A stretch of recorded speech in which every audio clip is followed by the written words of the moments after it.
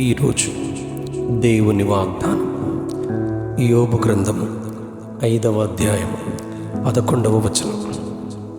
ఆయన దీనులను ఉన్నత స్థలములలో నుంచును. ఆయన దీనులను ఉన్నత స్థలములలో నుంచును. దుఃఖపడు వారిని క్షేమమునకు లేవనెత్తును. యోబు గ్రంథంలోని ఈ మాటను యోబు స్నేహితుడైన ఎలీఫజు ఈ మాటను చెబుతూ ఉన్నారు. యోబు శారీరకముగా ఎంతో నలిగి అనారోగ్యముతో బాధపడుచు ఎంతో దీనుడుగా ఉన్నట్లు చెప్పబడింది.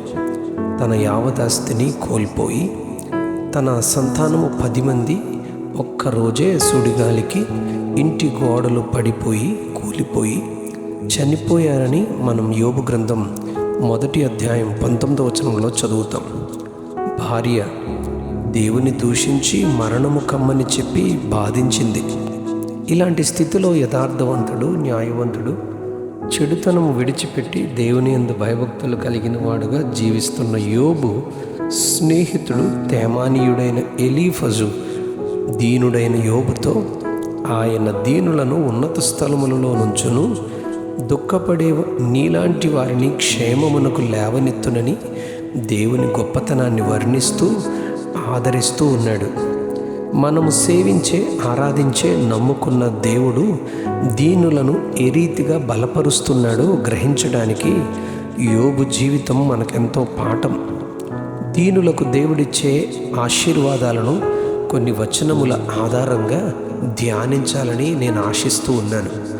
యోబు గ్రంథం 5వ అధ్యాయం 9-10 వచనాల్లో పరిశోధించలేని మహాకార్యాలు, లెక్కలేనన్ని అద్భుత కార్యాలు ఆయన చేయువాడని, భూమి మీద వర్షము, పొలముల మీద నీళ్లను ప్రవహింపచేసి ఎంతో గొప్పగా పంట ద్వారా, ఆహార సమృద్ధి ద్వారా ఆయన దీనులకు క్షేమమును, వారిని ఉన్నత స్థలములలో ఉంచునని ఆ వచనాల్లో చెప్పబడింది.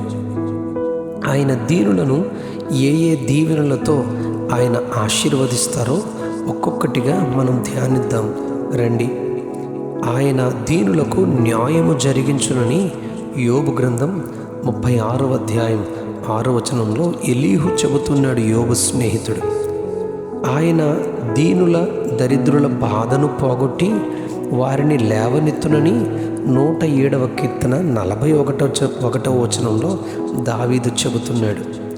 ఆయన దీనులకు భోజనముతో తృప్తిపరిచి వారి హృదయములు తెప్పరిల్లజేయునని, వారు దేవుని స్తుతించులాగున పోషించునని 22వ కీర్తన 26వ వచనంలో దావీదు చెబుతున్నాడు.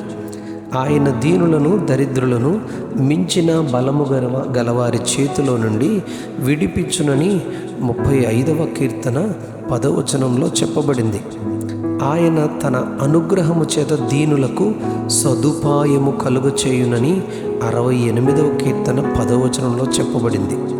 ఆయన మహోన్నతుడైనను దీనులను లక్ష్యపెట్టును అని 138వ కీర్తన 6వ వచనంలో దావీదు చెబుతాడు. ఆయన దీనులను లేవనెత్తును అని 147వ కీర్తన 6వ వచనంలో దావీదు చెబుతూ ఉన్నాడు. ఆయన దీనులను రక్షణతో అలంకరించునని 149వ కీర్తన 4వ వచనంలో దావీదు ఈ మాటలన్నీ తన అనుభవముతో చెబుతూ ఉన్నాడు. ఆయన యందు దీనులకు కలుగు సంతోషము ఎంతో అధికమవుతుంది అని 29వ అధ్యాయం 19వ వచనంలో యెషయా ప్రవక్త ప్రవచిస్తాడు. సాత్వికులై దేవుని న్యాయ విధులను అనుసరించు దీనులను ఉగ్రత దినమున దేవుడు దాచునని జెఫన్యా 2వ అధ్యాయం 3వ వచనంలో ప్రవచిస్తూ చెబుతూ ఉన్నాడు. ఆయన దీనులను ఆదరించువాడు అని 2వ కొరింథీ పత్రిక 7వ అధ్యాయం 6వ వచనంలో చెప్పబడింది. పౌలు మాటను చెబుతూ ఉన్నారు. ఆయన ఆత్మ విషయములో దీనులైన వారికి పరలోక రాజ్యము ఇచ్చునని మత్తయి సువార్త 5వ అధ్యాయం 3వ వచనంలో యేసు ప్రభువే చెబుతూ ఉన్నారు.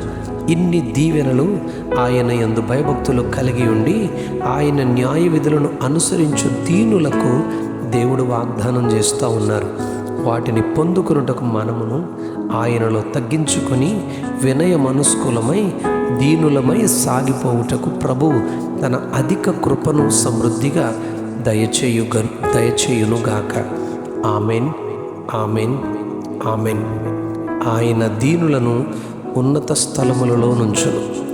ఆయన దీనులను ఉన్నత స్థలములలో నుంచును. ఆమెన్.